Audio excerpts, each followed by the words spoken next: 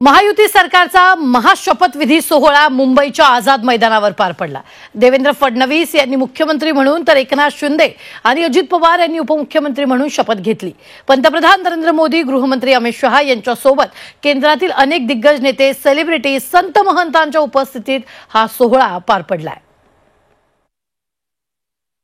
देवेंद्र सरिता गंगाधर फडणवीस ईश्वर साक्ष शपथ घेतो की महाराष्ट्रात पुन्हा महायुतीचं सरकार।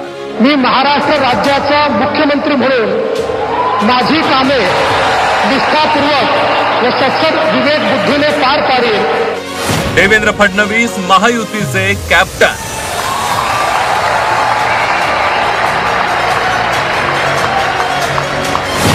Eknath Shinde, Ajitdada vice captain. मी एकनाथ गंगूबाई संभाजी शिंदे ईश्वर साक्ष शपथ घेतो की मी अजित आशाताई अनंतराव पवार गांभीर्यपूर्वक प्रतिज्ञा करतो की महाराष्ट्रात देवेंद्र फडणवीसांच्या नेतृत्वाखाली महायुतीच्या सरकारने शपथ घेतली आहे। मुख्यमंत्री देवेंद्र फडणवीस यांनी शपथविधी आधी सिद्धिविनायक आणि मुंबादेवीचं दर्शन घेतलं, शिवाय सागर बंगल्यावर गोपूजनही केलं।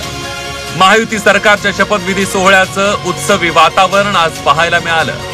सोहळ्यासाठी राज्यभरातून आलेल्या कार्यकर्त्यांनी आझाद मैदान फुलून गेलं होतं। शपथविधी सोहळ्याचे साक्षीदार होण्यासाठी बॉलिवूडमधील अनेक सेलिब्रिटी आझाद मैदानात अवतरले होते। बॉलिवूडचा भाईजान सलमान खान, रणवीर सिंग आणि रणबीर कपूरही उपस्थित होते।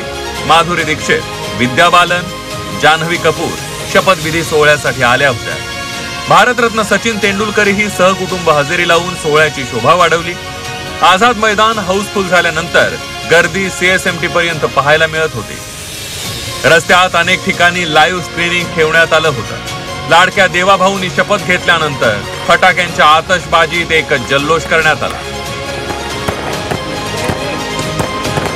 शपथविधी सोहळ्यासाठी आलेल्या लाडक्या बहिणींची संख्या ही लक्षणीय होती। महायुतीच्या शपथविधी सोहळा महाराष्ट्राच्या राजकारणावर पुढच्या काळात फडणवीस, शिंदे आणि अजित पवारांची छाप असणार हे सांगण्यासाठी पुरेसा ठरलाय। ब्युरो रिपोर्ट, झी 24 तास, मुंबई।